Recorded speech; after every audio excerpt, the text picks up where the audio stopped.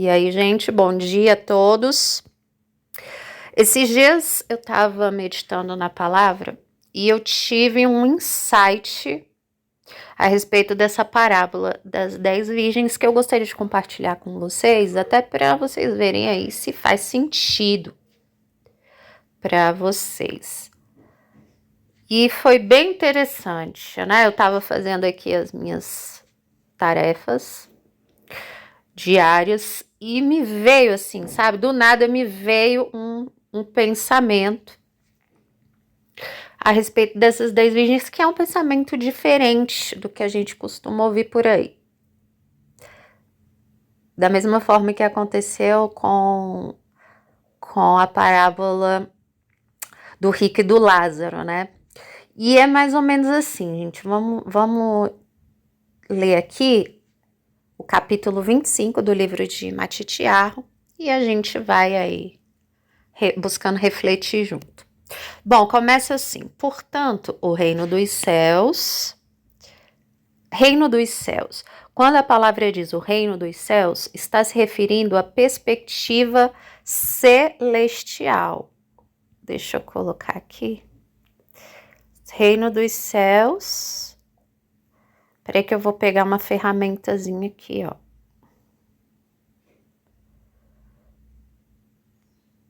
Reino dos céus. Tá vendo aqui, ó? Reino dos céus. Reino dos céus, perspectiva celestial. O Messias está nos ensinando a entender as coisas do reino, entender as coisas celestiais com as figuras que nós conhecemos. É importante saber discernir essas duas perspectivas. Porque se a gente não sabe discernir, a gente não vai entender nada. Se a gente lê as parábolas com a mente na terra, a gente não vai entender. E é assim que a maioria das pessoas fazem aí, né? Tenta entender parábola com a mente nas coisas da terra. E aí, entende tudo errado. É por isso que vai entender 10 virgens como sendo poligamia e coisas do tipo. Né? E como que a gente deve entender isso então? Bom, antes da gente ver aí como que a gente vai entender, é importante saber que somente o pai e o filho podem usar figuras, fazer analogias de coisas terrenas para explicar celestiais. Por quê? Porque só eles conhecem a realidade do mundo espiritual. Só eles, ninguém mais. Ah, mas o espiritismo diz que conhece. Ah, mas tem a reencarnação que vem o povo falar como que é. Isso daí tudo é achismo. Por mais que as pessoas acreditem nessas coisas, tá tudo na base do achismo. A verdade é relativa. Para a verdade ser absoluta, a pessoa precisa ter um fundamento de verdade que não se contradiz com outros. E, no nosso caso, como nós somos crentes nas escrituras, no Elohim Altíssimo, né? no Criador Altíssimo, a gente tem as escrituras como fundamento, porque a própria escritura diz que é o fundamento. Então, a gente acredita nisso pela fé. É a base de verdade. Se eu não creio que a escritura é uma base de verdade, logo tudo fica relativo. Ah, mas eu creio também em outras coisas, eu creio em não sei o que, outra pessoa pode estar falando, mas tudo se torna relativo, aí não adianta. Por isso que a gente crê que as escrituras é fundamento pela fé.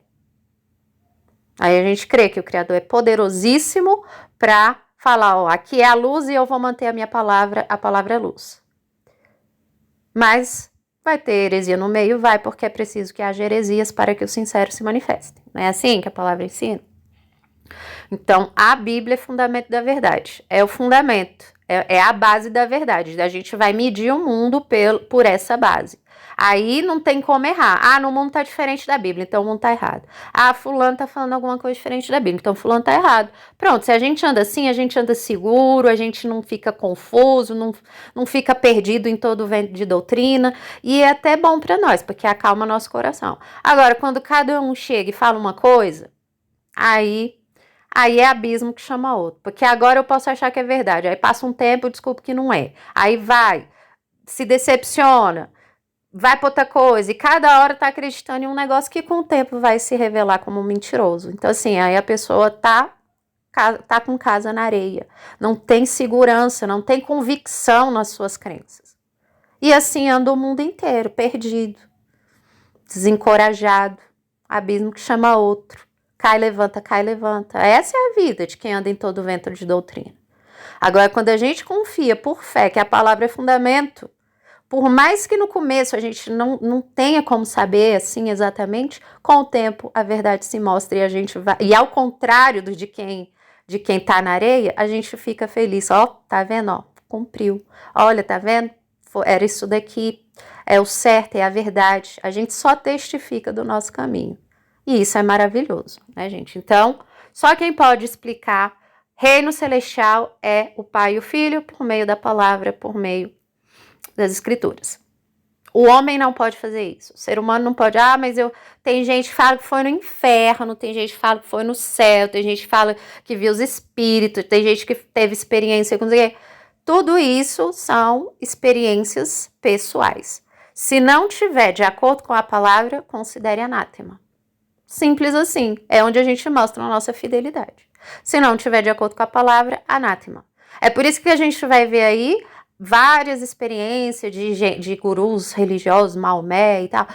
Vi um anjo, não sei o quê. Aí o povo tudo acredita. Aí vem heresia após heresia, joio, abismo e tudo. E essa bagunça que a gente sempre vê. Por quê? Porque as pessoas preferem o sobrenatural, mesmo que esse sobrenatural vá na contramão das escrituras.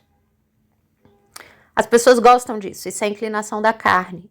A glória do mundo. As pessoas gostam, uns mais, outros menos, mas as pessoas querem a glória do mundo, principalmente na fé, né? As pessoas querem mostrar, olha, tá vendo? Deus me ama mais que vocês, porque ele me revelou, sobrenatural e tal, e aí vai. E muitas vezes não veio da parte do Criador, porque o diabo também faz isso, né, gente? O diabo, ele mostra a glória do mundo, né? Ele oferece a glória do mundo aí, principalmente para as pessoas que estão aí numa posição, né, às vezes com mais influência. Aí o diabo vai nessas pessoas porque vai influenciar, essas pessoas vão acabar influenciando outras. É assim que funciona, né? Então que a gente esteja aí firmado na rocha e não nos deixe, e a gente não se deixe, né, seduzir por essas coisas. A gente vai dar testemunho que a gente realmente está na fé e que o Criador realmente nos ama quando a gente nega a glória do mundo. Não foi assim com o Messias? E isso é exatamente a contramão do que as pessoas buscam no mundo.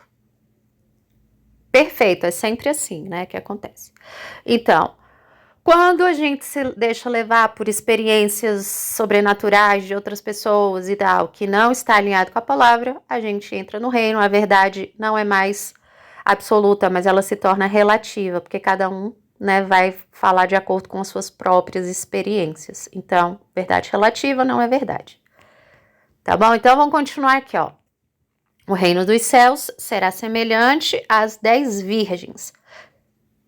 Essas 10 virgens, a gente viu aí que não tem nada a ver com esposas, poligamia, nada disso, mas com damas de honra. Porque no casamento judaico, haviam as damas de honra que carregavam as lamparinas, né, para iluminar aí o caminho da igreja e do Messias. E aí eu vou continuar lendo e a gente vai aí depois analisar junto, tá bom? Será semelhante às 10 virgens que pegaram suas candeias, luz, mas estava sem luz, e saíram para encontrar-se com o noivo. 5 delas eram sábias, mas outras 5 eram inconsequentes. Olha aqui já interessante que está alinhado com outras parábolas também. Sempre tem os dois lados. Quando a gente vê as parábolas, muitas vezes tem os dois lados, os falsos crentes e os crentes verdadeiros. E aqui é a mesma coisa. 10 virgens, 5 sábias, 5 inconsequentes. 5 salva, 5 não salva. 5 joio, 5 trigo. É a mesma coisa. As parábolas, elas estão alinhadas. Se a gente medita aí, a gente consegue chegar mais próximo do entendimento real. do significado. Tá? Então aqui, e virgem está relacionado o quê? A pureza das congregações. Quem vem para a fé é limpa das imundícies, né? É a prostituta que que está sendo purificada pela palavra como uma virgem pura para ser entregada ao noivo. Não é isso que Paulo fala? Então, na fé, as pessoas são purificadas. Só que tem as falsas e as verdadeiras. E aqui nesse caso, ele vai usar, a gente vai ver aqui que ele vai usar, como ele vai dar ênfase para a questão da luz, são as congregações que vão levar a luz e as que não estão levando a luz. Vamos meditando, vamos refletindo aqui que eu vou chegar lá no ponto mais tarde, ó. Então, elas saíram para encontrar com o noivo. Ou seja, elas foram se unir ao Messias, entraram para a fé. Aí tem as porcas lavadas, santidade exterior, né? Digamos assim, é a virgindade falsa, porque não é a de coração, e a que realmente foi purificada para o noivo. Aí elas vieram à fé, saíram para encontrar-se com o noivo. 5 delas eram sábias, mas outras 5 eram inconsequentes. As que eram inconsequentes, ou seja, as não salvas, as porcas lavadas, ao pegarem suas candeias, não levavam óleo de reserva. Não tinham óleo de reserva. O que é esse óleo de reserva? Qual que é a figura do óleo? Espírito Santo. É o óleo, é o Espírito Santo. Todas as escrituras apontam para isso, desde a antiga aliança como na nova. Na antiga aliança, eles derramavam, né, o óleo sobre a cabeça dos profetas, já aí, ó, já manifestando aí de forma material a questão do Espírito Santo. E o óleo, o azeite, ele dá luz. Gente, a palavra é perfeita. Todos os símbolos, as analogias são perfeitas para explicar as coisas espirituais. A gente precisa praticar esse entendimento, porque aí a gente vai conseguir ler a Bíblia assim com outros olhos. Com olhos que enxergam, né? Bom, eu vou tirar aqui para eu poder movimentar aqui. Aí, ok. Entretanto, as prudentes levavam óleo em vasilhas junto com suas candeias. Tá vendo? As salvas têm Espírito Santo. As que não são salvas não têm Espírito Santo. Espírito Santo, sabedoria. Sem Espírito Santo, inconsequente. E aqui simboliza congregações, né, as congregações que deviam levar a palavra, a luz às pessoas, só que umas não tinham essa luz, outras tinham. Isso daqui, ó, diz respeito aos crentes, não diz respeito ao povo do mundo, diz respeito ao meio dos crentes. E aí, o que aconteceu? Agora é o ponto aqui principal, foi onde eu tive esse insight. O noivo demorou a chegar e todas ficaram com sono e adormeceram. Olha aqui é o ponto do meu insight. O que aconteceu aqui, gente?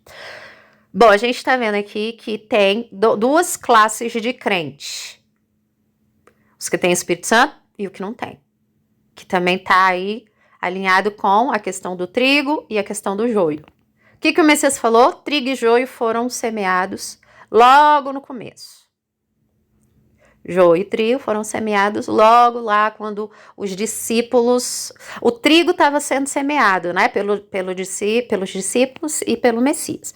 Mas assim que os discípulos mesmo, os discípulos grandes, faleceram, dormiram, porque a analogia para dormir é morrer.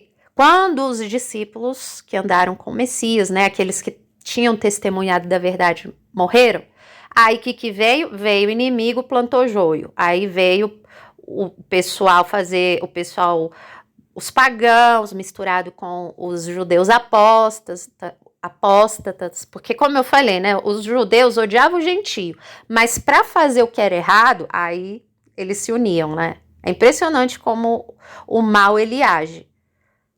Para fazer maldade, não, a gente não gosta dos pecadores, mas se o pecador me favorece, aí eu vou me juntar com os pecadores.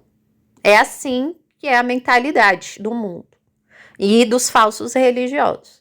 Os falsos religiosos não gostam do pecador, nem senta para comer. Não, mas se os pecadores eles vão nos ajudar a acabar com os verdadeiros, aí eu vou me juntar com eles. Essa é a mesma mentalidade de todos os tempos, em todas as gerações. Precisamos entender comportamentos e condutas bíblicas e aplicar em tudo quanto é lugar, que a gente vai conseguir aí enxergar o caminho direito. Né? Aí, olha só. O noivo demorou a chegar. O que quer dizer isso daqui? O noivo demorou a chegar. Foi o tempo de passagem, né? É o tempo passando. Ou seja, todo esse período de tempo da fé, né? Como o Messias também, fazendo outra analogia aí com a parábola do joio e do trigo, né? Veio o inimigo, semeou o joio, e aí o Messias falou, aí os anjos perguntaram, quer que a gente vá lá tirar o joio? E o Messias falou, não tire o joio, para que acontecendo que, ao tirar o joio, arranque o trigo. Então, deixa crescer junto até o final da colheita. Então, deixa joio e trigo junto esse período todo, 2000 anos de pregação aí. Deixa crescer junto. Esse é o reino dos céus, está ensinando como são as coisas celestiais. Então, deixa crescer junto. Então, nesse tempo que estava crescendo junto trigo e joio, foi o tempo que o noivo demorou para chegar. E o que aconteceu? E todas ficaram com sono e dormiram. Aqui é que a gente tem que entender. O que aconteceu? De acordo com as outras analogias que a gente lê na escritura, o que significa isso daqui? Todas ficaram com sono e adormeceram. A gente sabe que dormir é analogia para morrer. Então, como que a gente pode interpretar isso daqui? Também tem a ver com as igrejas lá de Apocalipse. Esse sono pode ser esfriamento da fé, como a gente vê com a igreja, acontecendo com a igreja da Laodiceia. Normalmente o sono é a mornidão. As pessoas não estão no fogo do espírito, né? É a mornidão ali, a apatia e adormeceram morte. Então a gente pode entender isso daqui da seguinte forma, que foi o insight que eu tive, que esse adormecer aqui é justamente isso, né? Esse tempo onde as pessoas estavam, a fé, né? Estava caminhando de forma apática, morna, e as pessoas, né? As congregações morrendo, né? Porque as pessoas vão, né? Morre e vem outra geração e morre, e essa sequência, né? De gerações que foram se dando aí uma após a outra. Esse foi um insight que eu tive para explicar essa questão do noivo demorar para chegar e as congregações, né, que seriam o quê? Povo da fé, tanto o trigo quanto o joio, né, ficando aí, passando aí durante esse tempo de uma forma apática e numa sucessão, né, de gerações aí, de dormir, que seria morrer.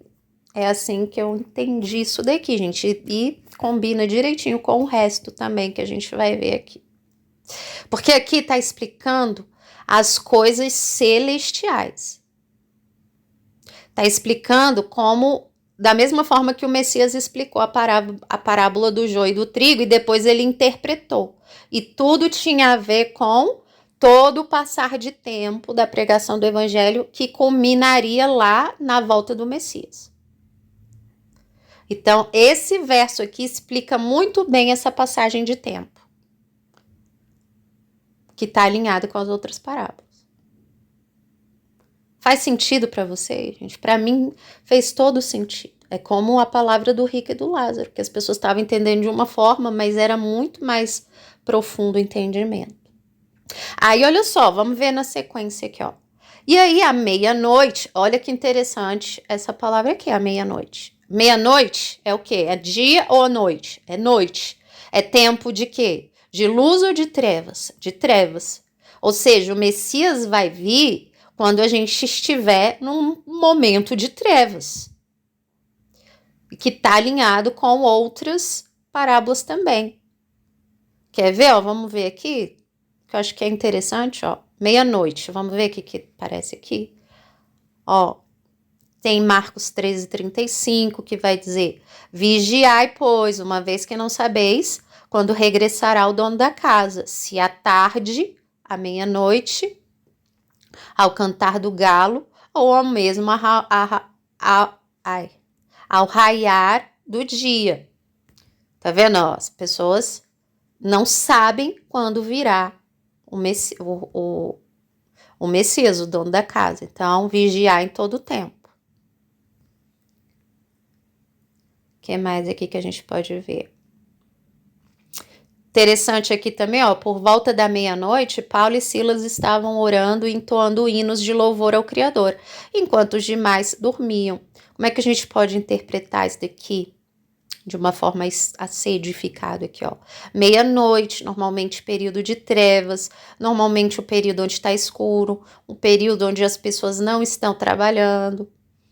E Paulo e Silas estavam orando em meio às trevas, né? Eles estavam presos, estavam em trevas. Trevas sempre está associado a cegueira, escuridão, uma época ruim, uma fase ruim. E os crentes devem permanecer firmes quando estiverem no meio das trevas. Devem ser luz em meio às trevas. Aqui, ó, Paulo e Silas orando, sendo luz em meio às trevas. E aí é quando o milagre também acontece. O que mais? Tá bom, né? Então, essa figura da meia-noite, bem interessante. E aí, ó, aqui a meia-noite... Peraí. Perdi. Aqui. À meia-noite ouviu-se um grito. Eis que veio o noivo sair ao seu encontro. Ou seja, esse grito aqui, como que a gente pode interpretar também? Um alerta, uma trombeta, um chamado. O povo estava caminhando na fé, estava trigo e joio crescendo junto ali, fazendo, né? Ali seguindo lá num sono. E aí, à meia-noite, ouviu-se um grito. Em meio às trevas, ouviu-se um grito, um clamor, um chamado, dizendo: eis que vem o noivo, saí ao seu encontro. O alerta à trombeta. Então, todas as virgens acordaram e foram preparar suas candeias. Interessante aqui, né? Ou seja, como é que a gente vai interpretar? As congregações, veja que aqui está falando como congregações separadas e não igreja na figura da mulher, porque a gente também vai ver isso daí nas escrituras, separando essa questão da unidade da igreja em várias congregações, como tem em Apocalipse, que eu acho que eu penso o seguinte, quando separa em congregações, é que cada congregação vai ter aí as suas dificuldades, as suas características específicas, é onde a gente aprende a meditar para aplicar, inclusive, na nossa vida, né? Aí vai ter lá a congregação do povo que se esforça em várias áreas, mas em outras estão capenga. Aí vai ter outras congregações que vai ter outros tipos de dificuldades, mas que também tem coisas que são boas. Outras que estão andando lá de forma toda errada. E assim vai, a gente pega essas características para examinar até a nós mesmos. E é assim que eu vejo aqui nesse sentido, das virgens estarem se referindo a essas congregações de forma separada. Então, aqui, ó, As congregações acordaram, parece até com a época que a gente está vivendo, né? A gente teve esse despertar, esse despertar está vindo de todos os lados, né? Já perceberam? É despertar no meio da fé, é despertar no meio da nova era, é despertar nas ideologias, todo mundo está falando que tem um despertar aí. Ou seja, existe sim o despertar da palavra e o diabo, para mascarar, também está oferecendo despertar. Porque senão, imagina, vai ter o despertar do Criador, aí todo mundo, olha, só ali que tem o despertar, vamos para lá. Não, o diabo vai vir para confundir todo mundo também. Ele também vai oferecer o seu despertar da mesma forma que ofereceu para Eva, né? O falso despertar. É aquele que vai sim, você vai abrir os olhos, mas é para o mal. Você vai aprender alguma coisa, mas é o mal. Você vai ter o conhecimento, mas do mal vai sujar o seu coração. Esse é o despertar que o maligno oferece. Agora, o despertar do Messias é o contrário. Eu vou te mostrar a verdade, e essa verdade vai limpar o seu coração. Vai trazer luz para a sua vida. A verdadeira luz. Qual que é a verdadeira luz? Verdade. Luz não é essa falsa luz que a serpente fala. Porque a serpente oferece a falsa luz. Qual que é a falsa luz? É aquela luz que é das trevas. Está escondido nas trevas. A verdadeira luz não está escondida nas trevas. A verdadeira luz é a luz que mostra a realidade. É o óbvio, é a simplicidade. Essa é a verdadeira luz. É a realidade, é o fato que a gente vê. É o abrir o olho e enxergar. Essa é a verdadeira luz. A falsa luz é aquela que eu tô cego e alguém chega, vem cá que eu vou te levar para a luz. Mas você tá cego, mas a pessoa fala, eu vou te levar para a luz. Aí você acredita na falsa luz. Olha como a Bíblia é perfeita, porque ela explica tudo isso pra gente. A luz é a realidade. Se a gente consegue ver a realidade, a gente está na luz. É como o cego que abre os olhos e passa a enxergar. E aí elas acordaram. Acordaram, houve ali o chamado e elas acordaram. E aí elas foram preparar suas candeias. Ou seja, cada uma aí foi correr para a fé. Teve aí, né, essa descoberta da fé. Vamos voltar para a Bíblia, vamos aprender a Bíblia, vamos voltar para o Criador. Mas cada um vai de um jeito. Virgens inconsequentes e virgens sábias. Cada um vai buscar de um jeito aí. Não é isso que a gente está vendo acontecer? 5 vai ter Espírito Santo, 5 não vai ter. As insensatas recorreram às sábias. Dai-nos um pouco do vosso azeite, porque as nossas candeias estão se apagando. As virgens inconsequentes, as que não têm Espírito Santo, elas iriam naqueles que têm o Espírito Santo. Elas estavam buscando luz, elas estavam buscando a luz por meio das obras. Porém, as sábias responderam, a gente não podemos, não pode não. Porque assim faltará tanto para nós quanto para vós outras. Ide, portanto, vai aos que vendem e comprai-o. Como é que a gente pode entender isso aqui, gente? Como é que a gente vai meditar aqui, ó? As sábias que tinham o Espírito Santo, vendo as porcas lavadas, pedindo azeite, ou seja, as pessoas que não têm Espírito Santo, mas que são da fé, vendo, né, que elas não tinham azeite, não têm Espírito Santo, elas mesmo falaram, ó, eu não posso te dar do meu para que não venha faltar a mim. Como é que a gente pode entender isso? Bom, sabe como é que eu tô entendendo isso? Da seguinte forma, é a questão de dar pérolas a porcos. Primeiro que a gente não tem condições, né, de dividir a luz com quem não tem Espírito Santo. Porque precisa enxergar antes, né? Como eu já expliquei. Então, o que as sábias falaram? Vai aos que vendem. Vai à fonte. da luz. Várias escrituras. Essa questão do vender e comprar, o Messias também usa em relação às igrejas, às congregações de Apocalipse, né? Na igreja de Laodiceia tem lá o Messias falando para comprar colírio, compre o colírio para ungir os olhos, de modo que vocês possam enxergar, vestes brancas, vestes simbolizando aí a roupa as vestes de justiça para cobrir as vergonhas, para cobrir a nudez, para cobrir, né, a imoralidade. E aí ele usa esse termo, né, de vender e comprar, ou seja, você se esforça, né, para adquirir. Ou seja, tem um valor. Muita gente acha que as coisas da fé não, assim, elas não conseguem dar o valor para as coisas da fé de acordo com o que vale mesmo, né? Por ser de graça, as pessoas não dão valor.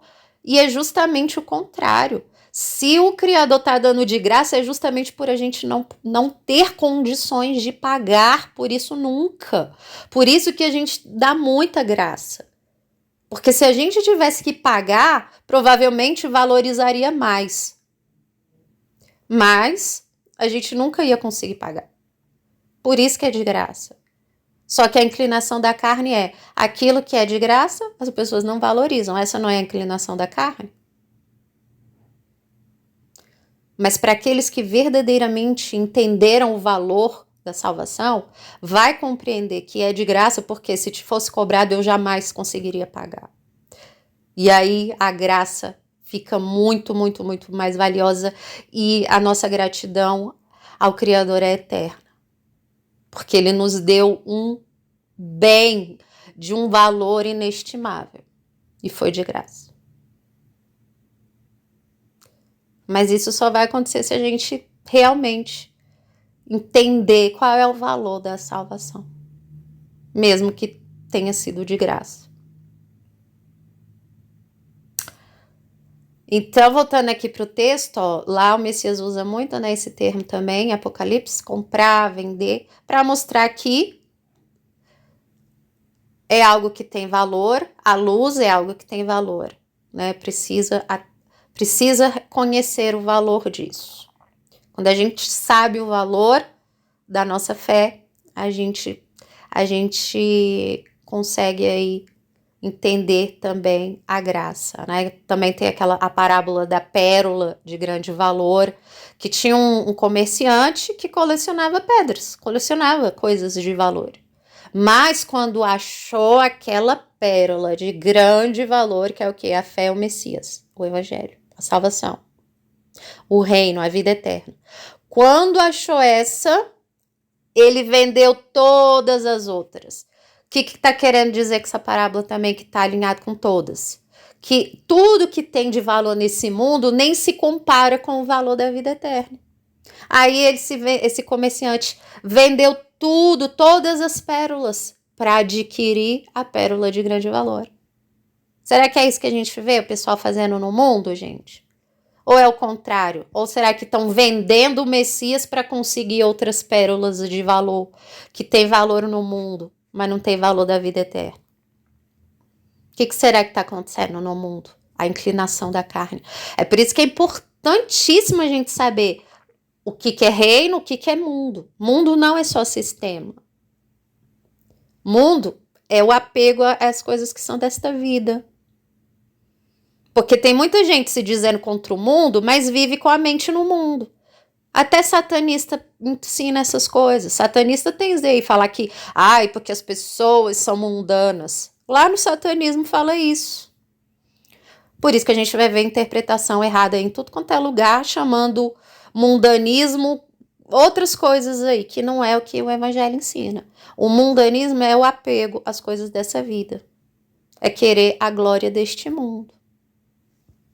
É viver para este mundo. E não para a vida eterna, que foi o que o Messias veio ensinar.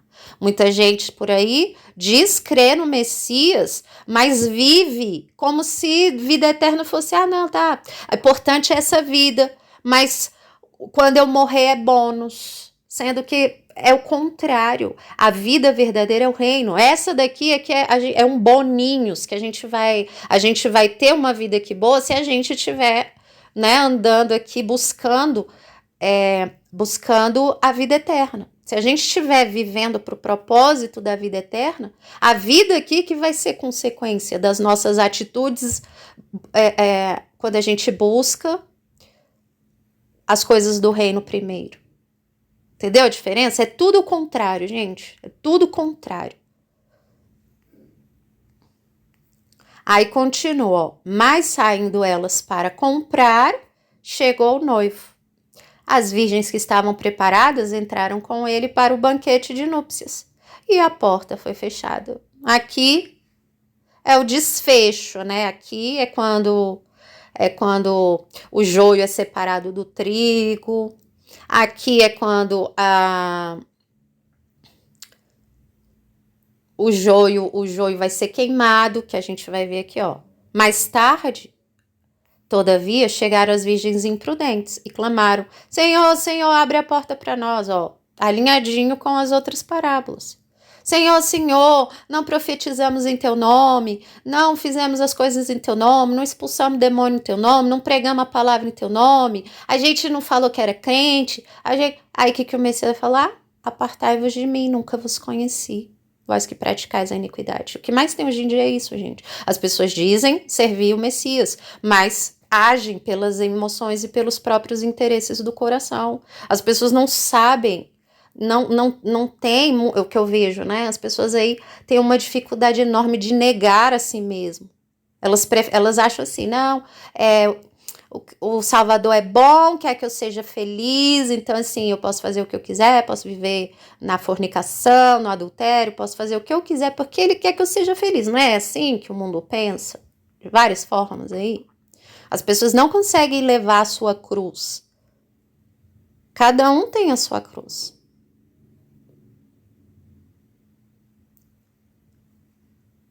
E se a gente não consegue morrer para nós mesmos, é evidência de que nós não somos virgens prudentes, mas somos as nécias sem Espírito Santo.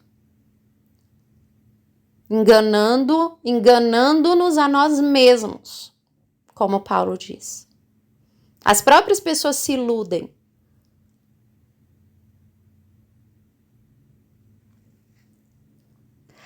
E aí vai acontecer isso, ó, o joio sendo queimado, os falsos crentes falando, a gente não fez um monte de coisa, a gente não fazia isso, e o Messias vai falar, nunca vos conheci.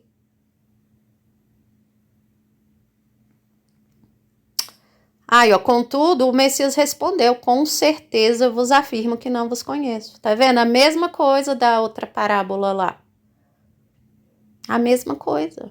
O Messias não conhece falso crente, porca lavada, pessoas que usam da fé para receber vantagens, as pessoas que vão para a fé só porque a vida tá ruim, vão para a fé de forma interesseira, vão para a fé para querer uma moralidade exterior. Isso é porca lavada. As pessoas vivem pelos seus próprios interesses, aí para não ficar, né, com uma imagem ruim, não, agora eu vou para a fé então para eu me lavar, para eu ter uma imagem moral, uma imagem exterior moral, sabe? Porque aí o povo não vai me julgar tanto. E aí é a porca lavada, porque no coração a pessoa tá com as mesmas inclinações de sempre. Tá buscando as mesmas coisas que sempre buscou quando estava no mundo. Porca lavada. Normalmente os crentes verdadeiros, gente, vai para a fé, não é por interesse, vai pelo chamado. Muitas vezes a vida das pessoas fora da fé seria, aos olhos do mundo, seria melhor do que o povo que está na fé. É porque essas pessoas que verdadeiramente têm o Espírito Santo, têm o azeite, levam a luz, essas pessoas, elas encontraram a pérola de grande valor, que nenhuma glória do mundo se compara à glória desta pérola de grande valor. Tá vendo qual é a diferença? Essa é a verdadeira luz. E aí, para finalizar, verso 13: portanto, vigiais, pois não sabei o dia, tampouco a hora em que o Filho do Homem chegará. Aqui, mais uma vez, né, a exortação. Olha só, tem esses dois tipos de crente. As congregações com Espírito Santo e as sem Espírito Santo.